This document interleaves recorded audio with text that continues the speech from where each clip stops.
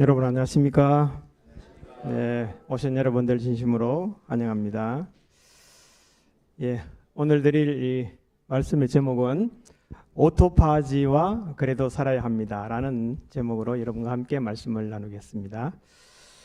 어제 우리가 들은 말씀 가운데 두 가지만 좀 질문을 드려보면, 질병을 치료하는 방법보다 무엇을 유지하는 법을 아는 것이 더 낫다는 것을 사람들 가르치라. 맞습니다. 이 건강을 유지하는, 우리가 건강을 유지하는 방법을 잘 아는 저희 여러분 됐으면 좋겠습니다. 그리고 인생 AS 전문가 예수님, 불안을 해결하시는 예수님, 질병을 해결하시는 예수님, 죄를 해결하시는 예수님, 죽음을 해결하시는 예수님, 이길 힘을 주시는 예수님의 총 제목이 인생 사용 설명서 뭐라고요? 성경이다. 이렇게 말씀을 드렸습니다. 제가 2022년 한창 코로나가 성행할 때 7월 18일부터 27일까지 필리핀 민도로섬 일주 봉사 활동을 벌였습니다. 그때 이 백사장을 따라서 한 4km를 이렇게 쫙 다니니까 이 바다로 갈 수밖에 길이 하나밖에 없어요. 이 길을 딱 가니까 이 실라드 교회가 있었습니다. 이게 대나무로 이렇게 울타리를 치고 하는데, 이게 말라카이 비토라는 분이 피지에서 온 선교사인데 13년째 이 필리핀 민다로 섬에서 선교를 하는 그 선교였습니다. 총각으로 와서 이곳에서 결혼을 하고 정말 아이를 3명이나 놓은 그런 선교사인데, 얼마나 훌륭한 그런 감동의 이야기를 듣게 되었습니다. 우리 일본에 선교하시는 우리 성선재 목사님과 함께 이곳을 방문해서 찍은 사진들인데요. 가보니까 이 교회가 정말 비치 옆에 있는 이 교회가 너무 아름답죠. 이 교회가 정말 지금은 어떤 모습인지 상상이 갑니다. 잠시 이분들이 이제 저희들의 점심 식사를 이게 만들어 왔는데요. 이게 지금 생선 한 개 밥 이게 전부입니다. 이렇게 정말 너무 진수성찬을 감사히 먹고 이제 이 식사 기도를 하고 했는데, 잠시 후에 동네 사람들이 다 몰려온 거예요. 얼마나 사람들이 많이 오는지 반반하게 누울 자리도 없고 뭐 어떻게 할 방법이 없어요. 근데 정말 제가 이 종합병원 원장인 줄 알고 온갖 질병의 환자들이 다 오는 거예요. 얼마나 제가 하나님께 기도를 많이 했는지. 이렇게 기도를 하고 치료를 하는데, 이 통기생을 가지고 이 치료를 하는데 너무 치료가 참 잘 되는 겁니다. 그래서 이 기쁜 봉사활동을 보낸 그런 추억들을 함께 나눠보았습니다. 여러분, 혹시 우리 발바닥을 보면 굳은 살이 배기는 자리가 다 다르시죠? 맞습니까? 여기 일본 보면은 일본 엄지발가락이 좌우로 움직이지 못하여 구두에 밀려 마찰로 생긴 굳은 살이다. 이게 일본이 엄지 벌림근이 잘 되지 않으면 이곳에 구독살이 항상 배깁니다. 그래서 이게 번호에 따라서 여러분의 건강의 신호들을 검사할 수 있는 것들을 이렇게 볼 수가 있는 것입니다. 제가 요즘 계속 발을 만지는데요. 여러분들 발을 만지는데 발이 정말 천태만상이에요. 천태만상. 여러분, 이 발이 고장나는 것은 양말하고 신발 때문에 문제가 첫째 일어납니다. 여러분, 여기 주의하시면 좋은데요. 이 발가락의 힘은 발부터 턱관절까지 속도에 영향을 줍니다. 그래서 여러분, 발가락이 건강해야지 좋습니다. 발가락은 몸을 순간적으로 들어 올리는 힘이 있습니다. 발가락 움직임에 따라서 우리 온몸의 근육이 움직여지게 되는 것입니다. 그래서 제가 발가락을 조금 터치하는데 바로 이마에서 뭐가 나요? 막 땀이 막 흐르잖아요. 이게 굉장한 하나의 신호를 보내는 것입니다. 그래서 늙은 노쇠 현상은 제일 먼저 어디서 나타난다고요? 발가락에서 나타나는 것입니다. 그래서 이 발가락을 건강하는 운동 방법을 제가 오시는 분들에게 제가 소개를 하고 있습니다. 이 발가락은 혈액량을 제일 많이 수송하게 되는 것입니다. 제가 발가락을 만지면 발가락의 힘이 강하면 혈액을 5배에서 10배까지 수송하기 때문에 완전한 건강은 완전한 혈액순환에 의존한다라고 말씀을 드리는 것입니다. 그래서 발가락이 튼튼하면 몸의 혈액량이 많이 되는 것입니다. 발가락 근육이 강하면 상체, 척추, 경추, 근육도 강하게 되는 것입니다. 발가락 힘이 약하면 머리가 앞으로 숙여져서 경추 근육이 약해지고, 머리로 혈액순환이 이루어지지 못하여 두뇌의 혈액 양이 줄어서 치매나 파킨슨 현상이 일어나는 것입니다. 그래서 발가락 힘이 느리면 흉쇄 유돌근이 약해서 갑상선에 문제도 생기는 것입니다. 결국 이 발가락 문제가 우리 인체 체구뿐만 아니라 우리 내장기관까지 다 영향을 미치게 된다고 우리는 가르치고 그렇게 배워왔습니다. 그래서 여러분 발가락 건강하게 만드셔야 되겠습니까? 왜냐하면 우리는 지구에 살면서 중력을 받고 살기 때문에 가장 중력에 영향을 많이 미치는 부분이 발가락이라는 사실을 다시 한번 합니다. 사실 이 서본수도가 중력 건강법입니다. 중력 건강법. 그래서 아무리 무릎이 아픈 사람도 수영장에서 수영을 하면 무릎이 아픕니까? 안 아픕니까? 안 아픕니다. 중력을 받지 않고 사는 데는 발가락에 문제가 생기지 않습니다. 그래서 이 비행기 조종사들은 하늘을 날아갈 때 키가 2.5cm나 키가 큰다고 합니다. 중력을 받지 않기 때문에. 이 발가락 건강에 대해서 여러분 다시 한번 내일 여러분 이웃들을 초청해 오셔서 정말 질병으로 힘든 분들 다시 한번 은혜를 누리면 좋겠습니다. 예? 네. 여러분 오토파지 여기 보니까 오토파지 녹색 글씨 위에 뭐라고 쓰여 있어요? 예. 이 오토파지는 한마디로 여러분 세포가 있습니까? 없습니까? 여러분 몸에. 수조 개가 있죠. 세포를 해독시키는 것을 오토파지라고 한마디 하는데요. 오토파지는 이렇게 쉽게 얘기하면 우리 몸의 세포가 스스로 손상된 세포 소기관이나 단백질 등을 분해 재활용하는 과정을 말합니다. 쉽죠? 아주 쉽지요? 어려운 게 아니에요. 다시 한번요. 쉽게 말해서 노란 박스 다시 한번 쉽게 읽겠습니다. 시작. 쉽게 말해 세포가 청소를 하면서 쓸모없는 것들을 정리하고 다시 에너지로 바꾸는 시스템을 바로 오토파지라고 하는 것입니다. 우리가 이 대한민국은 정말 선진국이라 재활용을 하죠. 분리수거를 하잖아요. 이 분리수거를 해서 그것을 다시 한번 에너지로 만드는 것이 바로 오토파지인 것입니다. 오토파지. 근데 우리 몸도 어제 우리가 공부한 것처럼 최종 당하 산물이 생깁니까? 안 생깁니까? 생깁니다. 그것을 태워서 재활용하는 과정을 어쩌면 오토파지라고 얘기할 수 있는 것입니다. 여기 보면 오토파지 현상은 세포가 자기 살을 먹는다는 뜻으로 영양분이 부족하거나 외부에서 미생물이 침입했을 때 세포 스스로 생존을 위해 내부 단백질을 재활용하는 면역 현상을 오토파지라고 하는 것입니다. 세포가 바로 자기의 세포들을 청소하는 그런 과정이다. 이 주요 특징을 보면 첫 번째 세포 무슨 작용이요? 청소 작용입니다. 여러분 가정에 청소하지 않고 사는 집 있습니까? 청소하지 아니하면 여러분의 집이 아주 쓰레기장하고 같은 것이잖아요. 근데 여러분의 몸도 오토파지가 필요하다는 것을 역설하고 있는 것입니다. 재활용 작용, 분해된 성분을 다시 에너지로 사용하거나 새로운 세포 구성 성분을 만드는 것입니다. 오토파지 세 번째는 건강을 유지하는 방법입니다. 오토파지를 하게 되면 노화를 방지하게 되고 면역력이 강화되고 신경세포 보호 등에 기여하게 되는 것입니다. 또한 질병의 관련성으로서 오토파지가 원활하지 않으면 암이 잘 걸릴 수 있는 데고 알츠하이머나 파킨슨 같은 퇴행성 질환과 관련된 연구가 발표되고 있는 것입니다. 근데 우리가 한 영상을 하나 보겠습니다.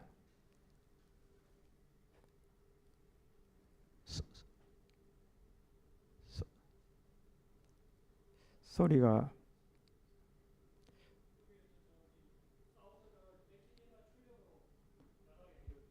출력으로 돼 있을 텐데요. 잠시만요. 죄송합니다.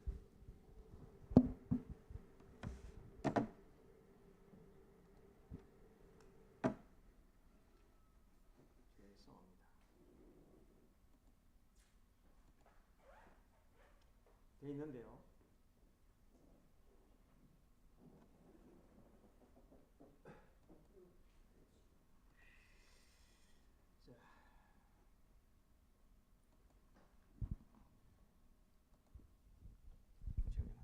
죄송합니다.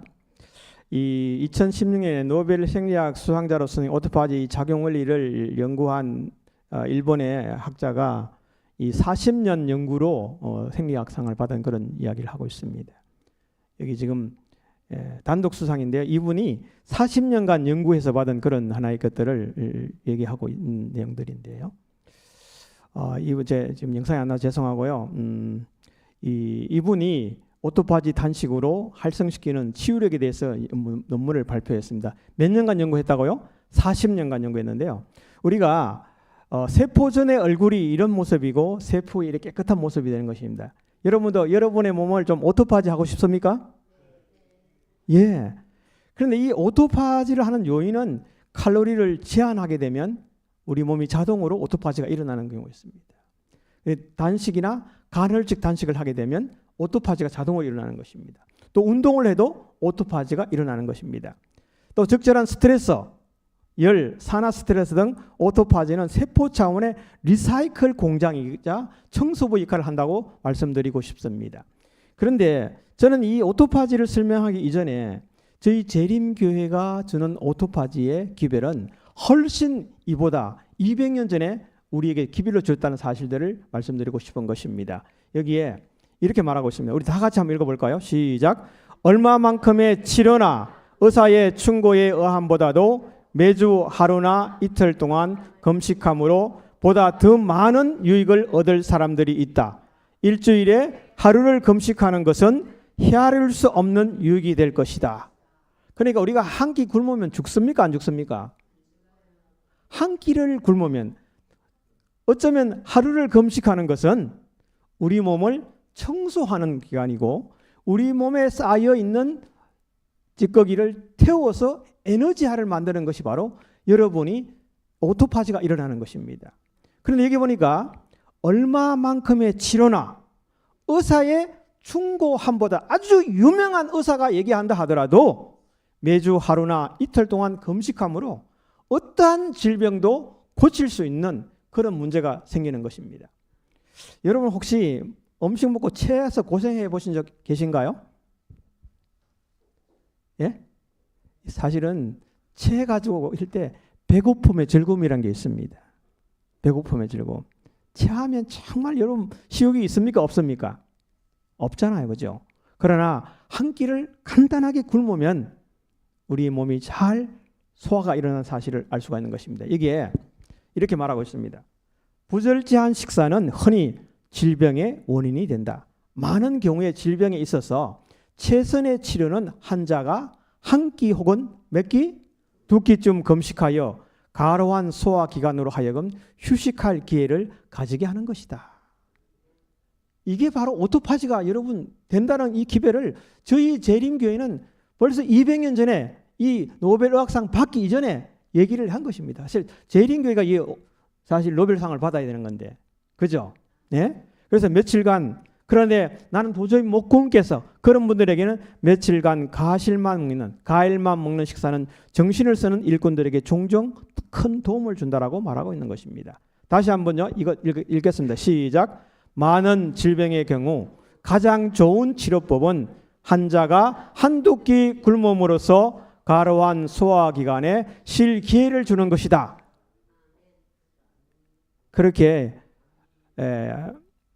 방법들을 저는 이렇게 얘기합니다. 알면 뭐해? 실천해야지. 그죠? 여러분 한 끼 굶으면 정말 유익한 것을 누릴 수 있습니다. 예. 제가 일본의 그 청년들이 서로 만나면 제일 먼저 남녀들이 물어보는 이야기가 있답니다. 금식해봤어? 금식해봤습니까? 물어본다는 거예요. 여러분 금식해봤습니까?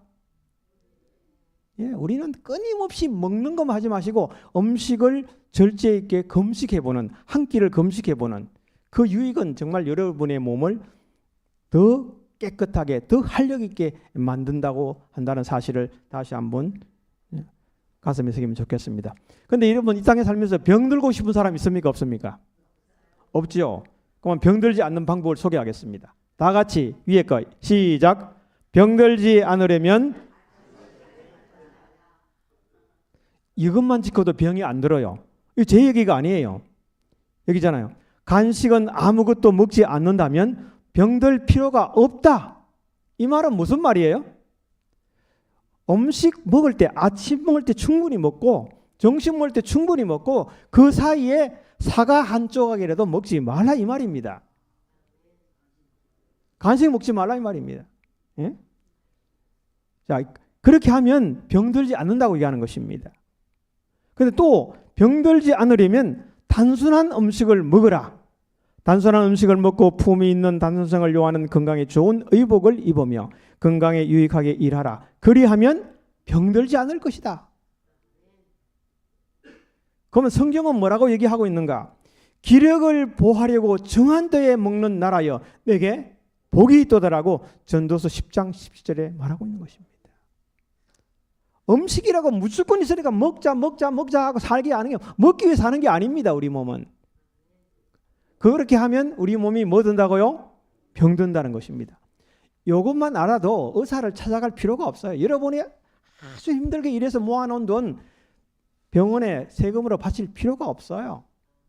우리는 그래서 절제 있게 먹기만 해도 병들 이유가 없도록 정말 우리 몸이 잘 만들어졌다는 사실을 이나 여러분 하나님께 감사를 드립시다. 예? 힘을 얻으려고 제때에 먹고 마시는 나라여 내게는 복이 있도다라고 쉬운 말 성경에 말하고 있습니다.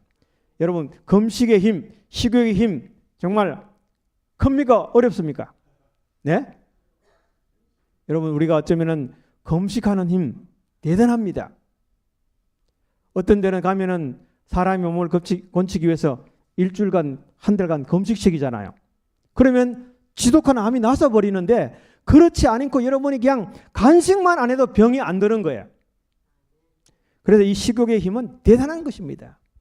우리는 이 식욕의 힘이 에덴 동산에서부터 유혹을 받아서 죄가 일어났다는 사실을 얘기해 주고 있는 것입니다. 자, 우리가 다시 한번 이런 채소들을 풍성하게 먹어야 되는데요. 제가 어제 말씀드렸죠. 저희 아내가 췌장암으로 걸렸는데 많은 사람들이 완치됐다 하니까 무슨 좋은 것을 먹었냐고, 무슨 보약을 먹었냐고, 무슨 약을 먹었냐고 많은 사람들이 물어보는데 제가 그렇게 말할 때 이 말씀을 합니다. 다 같이 읽어보겠습니다. 시작. 단순한 곡식과 나무의 가실과 채소는 좋은 피를 만드는 데 필요한 모든 영양소들을 함유하고 있다. 육식은 이 일을 할 수 없다. 그렇게 여기 보니까 곡식과 가실과 채소는 좋은 피를 만드는 데 필요한 영양소가 부족하답니까? 다 들어있답니까? 예? 모든 영양소들이 다 들어있기 때문에 다른 영양제 필요합니까? 안 필요합니까? 필요하지 않아요. 아무도 대답하지 않네. 예? 필요하지 않기 때문에 저희는 어떤 영양제도 안 먹었어요. 안 먹었어요. 그러니까 몸이 자동으로 낫더라고요. 사실 우리는 영양의 가잉으로, 여분의 영양의 가잉으로 되면 그것이 오히려 불필요한 몸을 혹사시키기 때문에 거기 문제를 일으키는 것입니다. 그래서 이게 우리는 먹는 것으로 건강을 뭐 한다고요? 정진시킨다. 건강한 사람들은 채소와 가실과 곡식을 풍성하게 먹어야 한다. 제가 한 2주 전에 이 태백에 있는 항지교회 이 건강전도회를 하고 왔는데요. 거기서 제가 충격을 하나 받은 게 있어요. 거기 어린이 유치원에 있는데 유치원 아이들에게 매일 생들깨를 컵으로 숟가락으로 한 숟갈씩 간식 시간에 그 음식 줄 때 먹인다는 거예요. 그래서 아기들이 먹으니까 사실 들깨 안에는 우리에게 필요한 필수 아미노산, 오메가3, 오메가6 모든 불포화 지방 영양소들이 아주 가장 완벽하게 들어있는 것이 들깨입니다. 그래서 들깨를 먹고 그 아이들이 원아들이 하나도 아픈 일이 없는 거예요. 여러분 사실 여러분 풍성하게 먹으려면 매일 식탁에 뭐를 먹자? 들깨를 좀 드시면 훨씬 더 좋은 건강을 유지할 것입니다. 그렇게 한번 실천해 보시기 바랍니다. 그런데 올해 하도 비가 많이 와서 들깨가 아주 흉작이라고 그래요. 예, 많이 뭐 말리기도 전에 막 싹이 나는 그런 경우가 있더라고요. 여러분 들깨를 좀 드시면 정말 더 건강에 유익하시겠습니다. 그래서 저는 이걸 보면서 원칙은 항상 뭐하다? 가혹하다. 그러나 그 원칙을 고수하는 것이 교통법규를 잘 지키는 것이 좋지 교통법규를 위반하는 게 좋아요? 아니잖아요. 엄격한 법칙을 잘 지킴으로 말미암아 우리에게 몸이 더욱 강건하기를 다시 한번 강구드립니다. 예. 자, 오늘 이게 찾아야 하는 진리, 나누고 싶은 행복, 그래도 살아야 합니다. 오늘 제목이 뭐라고요? 그래도 살아야 합니다. 2009년에 주사랑 공동체가 교회에서 이 베이비 박스라는 것을 시작했습니다. 베이비 박스가 뭐예요? 불가피하게 키울 수 없는 장애로 태어난 아기와 미혼모 아기를 유기하지 말고 아래 손잡이를 열고 놓아주세요. 그런데 2010년부터 해마다 4명, 37명, 79명, 239명 담긴 아이의 그 상자에 아기들이 담겼습니다. 2014년 이후에는 매년 250명의 아이가 버려지게 된다는 사실입니다. 이것은 한국에서 버려지는 아기의 일부인 것입니다. 그래서 이게 보면은 당신이 이 아이의 생명을 지켰습니다. 끝까지 기도하고 신중하게 생각해 주세요.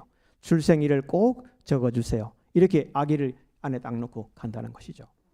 이 베이비박스로 오는 아기가 한국이 유독 많다는 것입니다. 이 12년간 이 신문에 난 뉴스인데요. 1990명, 연 150에서 180명이라는 것입니다. 이 베이비박스의 안에 들어오는 것은 2124명이었는데 여기 베이비박스를 통해서 위기상황에 처한 소중한 아이들을 생명을 구했습니다. 그 다음에 1622명은 아이를 맡긴 친부모를 만나 위로하고 상담했습니다. 290명은 상담과 권유로 아기가 친부모와 함께 살게 되었습니다. 13,558회는 베이비 키트를 지원하여 친부모가 아기를 양육할 수 있도록 도와주었다는 통계가 있습니다. 이 베이비박스, 정말 이 베이비박스 있는 자체만 해도 우리가 참 이 세상이 어떤 문화 가운데 있는지를 우리가 알게 있는 것입니다. 외국에도 이 베이비박스가 많이 있다고 합니다. 이 베이비박스의 근원은 아기에게는 생명지킴이가 되고 부모에게는 선한 이웃이 되고자 하는 그런 이런 일이 있는 것입니다. 그래서 생명의 원천이시요 주인이시며 생명의 운동의 창지자이신 하나님의 뜻을 따라 우리는 이 땅에서 생명지킴이의 역할을 감당해야 한다는 것이 베이비박스를 시작한 하나의 동기가 되는 것입니다. 그래서 내 이웃을 내 몸같이 사랑하는 얘기죠. 여기 저는 오늘 살아야 하는 이유, 여러분 살아야 됩니까? 여러분 왜 살아야 됩니까? 실수와 범죄로 태어났는데, 장애를 가지고 태어났는데, 버림받았는데, 철저히 따돌림을 당했는데, 수없이 배신당했는데, 평생 건강하게 살지 못했는데, 여기에 이 뒤에 이미지에 보니까 쓰레기통에 버려져서 개미떼 공격받은 아이. 이 지금 유튜브에 나온 뉴스예요.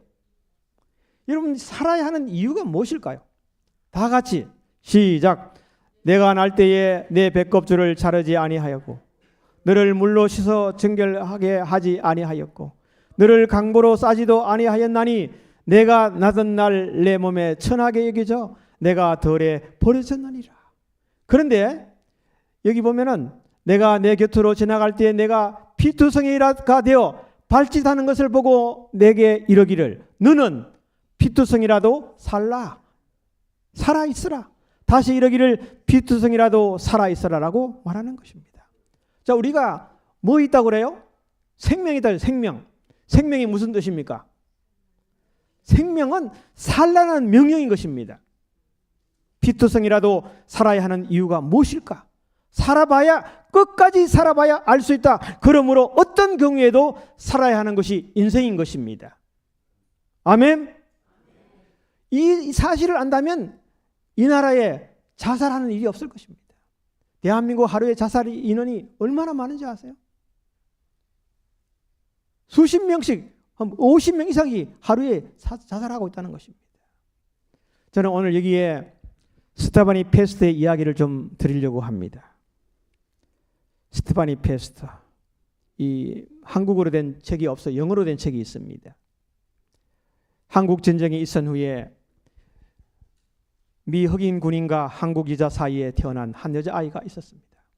그녀의 이름도 없이 3살 때 4살 때 거리를 버려졌습니다. 그리고 가전 고생을 다해서 했고 먹을 것이 없어서 곤충도 먹었고 그것보다 힘든 것은 자기를 따라다니면서 아이들이 다루 틱이라고 한국 아이들이 괴롭히는 것이었습니다. 언젠가는 여기에 이제 한국에 이 참여한 미군 아버지와 한국인 어머니 사이에 출생을 했습니다. 아빠 이름 모름, 나이, 출생이 다 몰랐습니다. 그런데 이 어머니가 혼자 키우다가 어머니가 재혼을 하면서 이 아이를 버리게 되는 것인데요. 뭐라고 얘기를 했는가 하면, 얘야, 네가 이 기차를 타고 가면 많은 사람이 내리는 데 가면 너를 맞이할 내 고모가 있을 것이다. 거기서 내려라. 그래서 기차를 딱 한참 타고 갔대요. 그분이 숙입니다. 기차를 타고 가니까 많은 사람들이 내리더라네요. 그래서 자기도 내렸대요. 내리고 났는데 많은 사람들이 다 집으로 가고 자기는 갈 곳이 없더라는 거예요. 아무도 자기를 맞이하는 사람이 없다. 이때부터 2년 내지 3년 동안을 떠돌아다니면서 생존을 시작하게 되었다고 합니다. 여기에 덜쥐를 잡아먹었고, 덜쥐를 잡으면서 참고 기다리는 법을 배웠지요. 덜쥐가 고개를 쏙 내밀면 도로 구멍으로 들어갈 틈을 주지 않고 핵 잡아챘어요. 껍질과 기와 꼬리까지 다 거의 다 먹었습니다. 얼마나 배가 고팠으면. 그런데 이게 한 번은 먹을 거리를 훔치다가 농부들에게 잡혔습니다. 그들이 저를 버려진 우물 같은 곳에 던졌어요. 제가 거기서 죽기를 바라는 거죠. 헤엄칠 줄을 몰랐기 때문에 겁이 났어요. 그런데 물속에 흐우적거리다 보니까 벽에 이 우물가 벽에 툭 튀어나온 돌이 있더라는 겁니다. 그거를 탁 잡고 거기에 걸터 앉아서 그나마 잇몸으로 물 밖으로 나올 수 있었던 거죠. 소리를 지르니 제 목소리가 메아리에 쳐서 되돌아가는 기억이 나네요. 하지만 저를 구하려 하는 사람은 아무도 없었어요. 솔직히 이렇게 이 돌만 놓으면 나는 죽을 수 있어. 그렇게 생각했습니다. 그런데 어스름저에게 어떤 할머니의 목소리가 들렸습니다. 얘야, 얘야, 너 거기 있니? 이 사람들은 너를 해칠 거다. 그러니 이 마을을 떠나거라. 하지만 단단히 명심하거라. 너는 꼭 살아야 한다. 너는 꼭 살아야 한다는 소리가 들려오고 난 다음에 그가 우물 밖으로 나오게 되는데 아무도 없더라는 것입니다. 그래서 다시 또 구걸을 하루 다녀 이것저것을 다니다가 한번 음식을 후지게 됐다는 겁니다. 또 한 번은 그때 먹을 것을 훔치다가 잡혔는데 농부들이 제 두 발과 양 어깨를 잡고 얼굴을 땅 바깥쪽으로 나오게 해서 바로 물레방아에 몸을 이렇게 딱 묶었다는 거예요.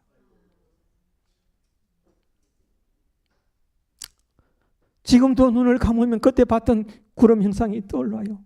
전 너무나 고통스러워서 비명을 질렀어요. 팔과 다리가 쭉 잡아당겨지던 일, 물밑을 통과하며 입과 코로 자갈과 모래가 들어가던 일, 다시 물 밖으로 나오면 태태뱉으며 악을 쓰고 욕하던 일 모두 기억납니다. 입 안으로 피가 고여 눈이 퉁퉁 부어올랐습니다. 그러다가 갑자기 물레방아가 탁 멈췄다는 거예요.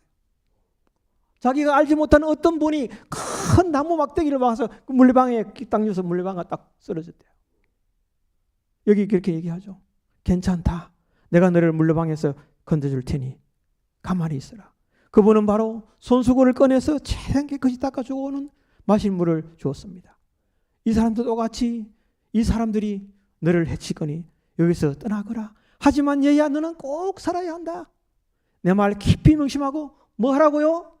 꼭 살아야 한다는 것입니다. 그때 그 음성이 그 아이는 내 것이다. 그 아이는 내 것이다 하는 것입니다. 여러분은 누구의 것입니까?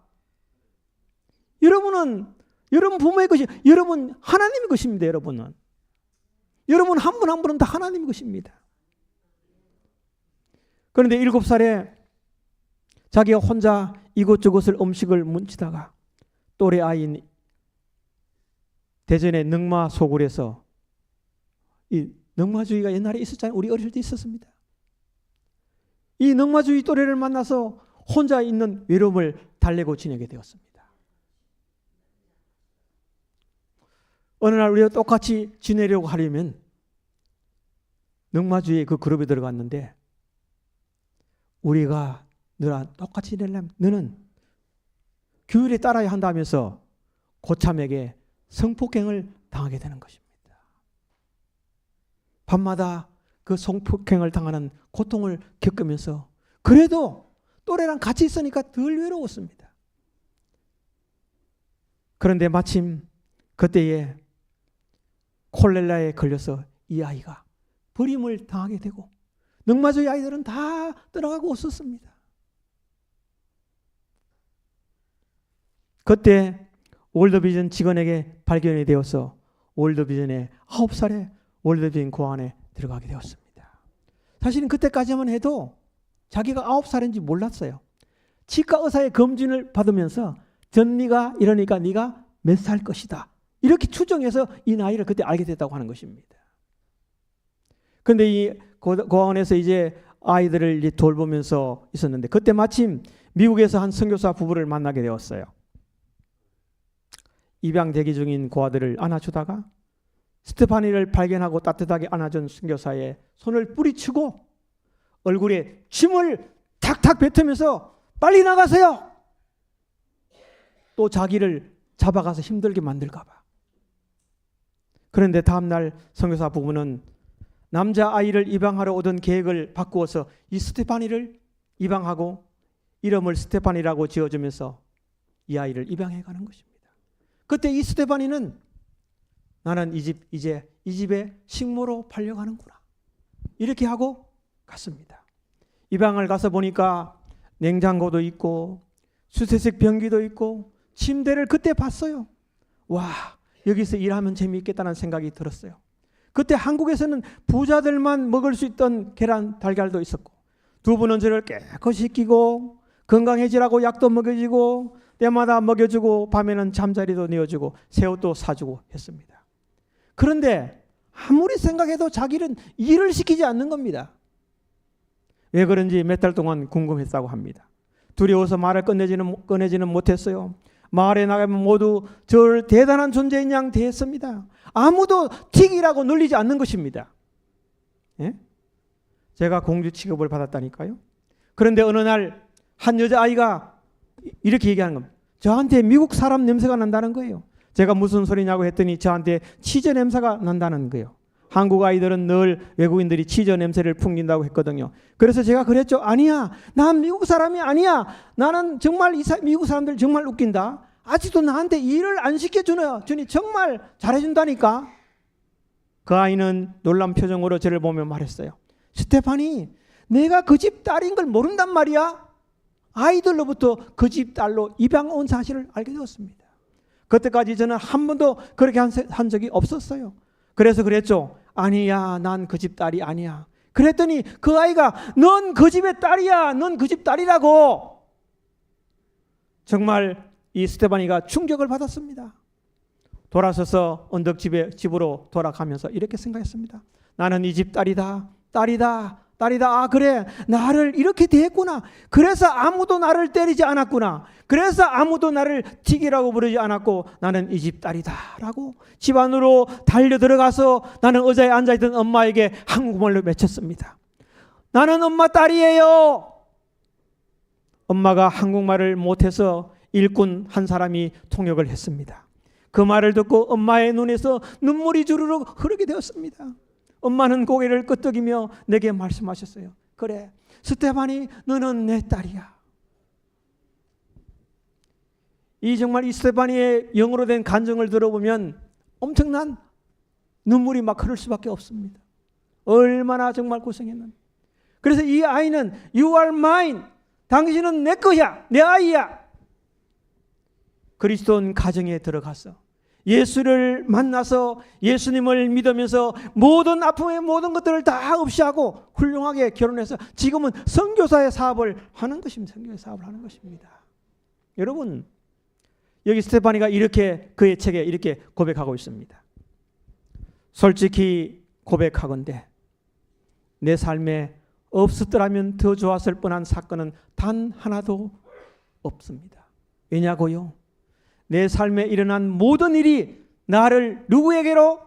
예수께로 인도했기 때문입니다. 여러분이 정말 이 길에 있는 원주 재림교회를 통해서 이 교회에 처음으로 출석한 여러분들의 삶은 여러분의 인생을 예수님께로 인도할 것입니다. 어떠한 경우에도 여러분 살아야 할 이유가 있는 것입니다. 살아야 할 이유가. 질병으로 고생하더라도 여러분 살아야 할 이유가 있는 것입니다. 교통사고를 당하더라도 살아야 할 이유가 있는 것입니다. 우리가 이 땅에 당하는 모든 고난은 우리를 예수께로 인도하기 때문에 일어나는 일입니다. 아멘이죠? 저는 그랬어요. 제가 정말 전 독실한 천주 교인이었지만 삼성항공에서 10년 일을 하면서 회사를 간두고 재림 교인이 된 것을 인생 최고의 축복이라고 저는 생각합니다. 저는 로마의 교황이 한국에 오면 교화를 영접하러 나가는 그런 부류와 같이 움직이던 천주교인이었어요. 그런데 제가 성경을 공부해보고 정말 하나님 앞에 무릎을 꿇으면서 1988년 4월 23일에 제7안식일 예수 재림교인으로 침례를 받고 지금 38년이 되었습니다. 여러분, 재림교인이 된다는 것은 특별한 축복 중에 축복이라는 사실을 다시 한번 고백할 수밖에 없습니다. 그런 가운데 제가 8년간 필리핀의 선교사로서 살아가면서 또 다른 축복을 받게 되었다는 사실입니다. 이 땅에 수많은 사람들이 살지만 제7일 안식일 예수 재림교인이 된다는 그 놀라운 축복은 결코 후회함이 없는 선택인 것입니다. 바로 이것이야말로 위대한 선택이요 영광스러운 보상이 우리 주님께서 주는 약속인 것입니다. 여러분, 아멘이죠 여러분? 이번 기회에 정말 예수님을 믿기로 선택하신 여러분들은 반드시 예수 그리스도 이름으로 침례를 받으시고 하나님 나라의 백성이 되시길 바랍니다. 여기 이렇게 얘기하죠. 예수께서 이르시되 내가 남편이 없다 하는 말이 옳도다. 너에게 남편 5이 있고 지금 있는 자도 내 남편이니 내 말이 참되다 하고 이 사마리아 우물가로운 여인이 누구를 만난 거예요? 예수님을 만났습니다. 그럴지라도 남편이 5일지라도 내가 뭐 한다고요? 살아야 한다는 것입니다. 여러분, 바로 인생 사용 설명서에 살아야 할 이유로 가득 찬 책이 바로 이 성경인 것입니다. 여러분, 여기 12해로 혈류증을 앓은 한 여자가 있는데 많은 의인에게 많은 괴로움을 받았고 있던 것도 다 허비했으되 아무 헤엄이 없었고 도리어 더 중하던 차에 예수의 소문을 듣고 무리 가운데 섞여 뒤로 와서 그의 옷에 손을 대니 12년간 혈류증으로 고생하던 여인이 예수님을 만나는 순간에 그 혈류증의 피에 근원이 말라서 예수님이 나왔다는 사실입니다. 여러분, 예수님을 만나시겠습니까? 예. 여기에 또 다리 12년이 아니라 이거는 몇 년이요? 38년 동안 된 병자가 안식일에 예수님을 만나서 나왔다는 사실입니다. 여러분, 이 땅에 정말 우리는 예수님을 만나야 하는 것입니다. 이뿐 아니라 또한 우리 곧 성령의 처음 익은 열매를 맞은 우리까지도 속으로 탄식하여 양자 될 것 곧 우리 몸의 구속을 기다리느니라고 말하고 있는 것입니다. 여러분, 보라, 아버지께서 어떠한 사랑을 우리에게 주사 하나님의 자녀라 일컬음을 얻게 하셨는고 우리가 그러하도다. 그러므로 세상이 우리를 알지 못하면 그를 알지 못함이라고 말하고 있는 것입니다. 여러분, 스테파니 페스터 우리를 인도할 여러 난간의 고통들을 당하시더라도 반드시 그 당하는 일들과 사건들은 우리를 예수님께 인도할 넉넉한 일이라는 사실을 기억하면 좋겠습니다. 예수님이라면 어떻게 했을까요? 예? 예수님이라면 어떻게 했을까요? 제가 여기 영상인데 영상 소리가 안 나와서 여러분들에게 들려드리지 못함을 죄송하게 생각합니다. 예수님이라면 어떻게 하셨을까요? 예수님이라면. 예, 그런 하나의 것을 기억하면서 정말 예수님께서 반드시 여러분을 사랑하시고 여러분의 삶에 축복하실 것입니다. 삶의 순간마다 드리는 질문, 정말 우리가 예수님이라면 어떻게 하셨을까? 예수님이라면 어떻게 하셨을까라고 질문하시면서 여러분, 예수님이 이 수많은 교회가 있어요. 수많은 교회가. 그렇지만 예수님이 정말 바라고 원하는 교회가 어느 교회인지 하나님의 말씀대로 하는 이 교회가 바로 주님께서 명하시는 진리의 교회라는 사실을 기억하시면서 여러분의 삶 속에 주님과 함께 동행하는 저와 여러분이 됐으면 좋겠습니다. 예, 제가 이제 찬양하고 마치는 기도를 하겠습니다. 내일의 연재입니다.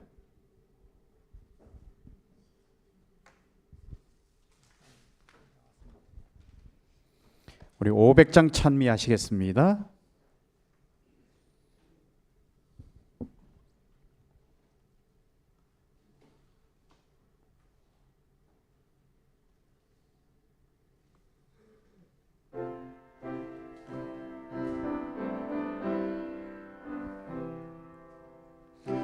주의 인도 받으니 늘 기쁘고도 즐겁다. 나 무슨 일을 하든지 늘 인도하심 받겠네. 예수 나의 손 붙잡고 늘 인도하여 주시니 나 주님의 제자 되어 늘 주만 따라가겠네. 때때로 괴로움 만나면 때때로 기쁨 만나네. 나 어느 경우 당하나 늘 인도하심 받겠네.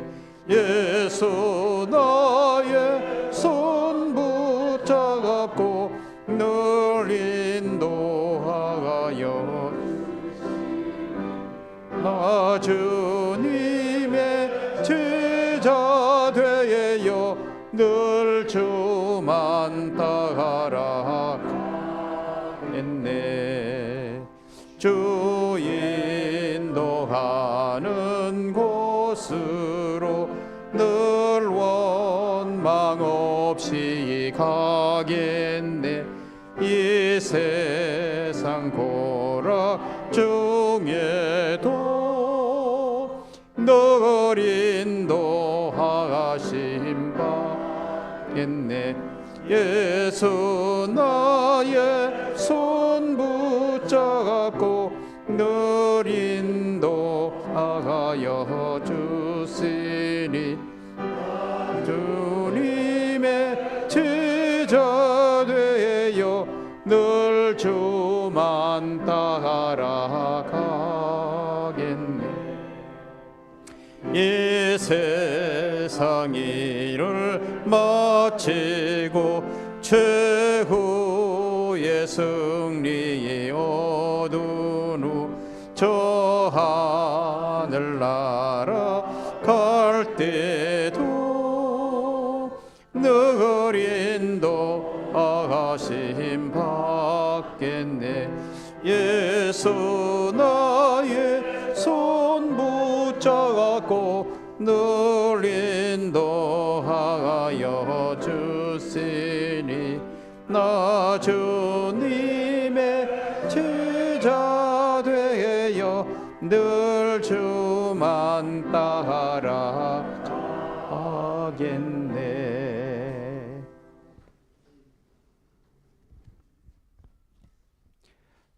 우리 선교사님이 기도하기 전에 어제 오셨던 분들을 다시 한번 소개하도록 하겠습니다. 우리 박오서 노인 회장님 오셨습니다. 고맙습니다. 우리 서영복 선생님 오셨습니다. 감사합니다. 우리 전대식 선생님 오셨습니다. 고맙습니다. 새로 오신 분들은 이렇게 세 분이시고요. 저희 교회를 오늘 방문해 주신 분들이 계십니다. 우리 박연수 성도님이 언니와 형부와 함께 이 자리에 오셨습니다. 감사합니다. 고맙습니다. 우리 남궁경 할아버지 저녁에 이렇게 또 오셨네요. 고맙습니다. 우리 이승록 장로님 옆에 계신 선생님이 남원주교회 장로님 박 장로님 환영합니다. 고맙습니다. 이제 우리 선교사님께서 기도하시겠습니다. 사랑의 아버지 하나님, 이 땅에 살면서 우리가 병들지 않는 방법들을 오토파지라는 방법들을 알게 해주셔서 참으로 감사합니다. 아버지, 병들지 않고 하나님께 주신 건강을 잘 유지하면서 이 땅에서 건강하고 행복하게 살도록 도와주시옵기를 간절히 기도합니다. 아버지, 또한 어떠한 경우라도 살라는 명령을 받았습니다. 우리 스테파니 패스트의 이야기를 통해서 온갖 고통과 고난과 어려움과 정말 일들을 당했지만 그 모든 사건 속에 결국 예수 그리스도를 만남으로 놀라운 축복을 누린 것처럼 우리가 예수 그리스도를 만나서 우리 인생의 가장 행복된 삶이 주어질 수 있도록 우리 모두를 축복하시고 새롭게 나온 이분 모든 분들에게 하나님 한 분 한 분 품어주시고 가장 고귀하고 귀한 분들이 오니 하나님의 사랑을 듬뿍 누리도록 도와주시고 이제 시작한 이 회집에 끝까지 참석하여 하나님 놀라운 사랑을 더 많이 발견할 수 있도록 은혜를 더하여 주시며 이 어두운 밤길 돌아가는 길에도 함께 해주시고 또한 우리가 오전과 오후에 치료 봉사를 하고 있사오니 우리 주님께서 그들을 데리고 함께 은혜를 누리는 시간도 주께서 허락해 주시옵소서. 이 밤 돌아가는 길에도 함께 해 주시옵기를 감사드리며 예수님의 이름으로 기도합니다. 아멘. 10초 광고 드리겠습니다. 내일도 여전히 동일하게 오전 10시부터 12시까지 치료하고요. 내일 오전에 오시는 분들은 함께 우리가 식사하도록 하겠습니다. 점심 식사를 교회에서 제공할 테니 꼭 오셔서 잘 치료받으시고 식사도 하시고 그렇게 가시길 바라고요. 오후 2시부터 5시까지 또 치료 활동이 있습니다. 그 다음에 저녁에 7시 30분에 또 이와 같은 집회가 있습니다.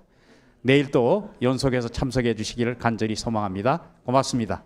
어두운 밤길 안녕히 돌아가십시오.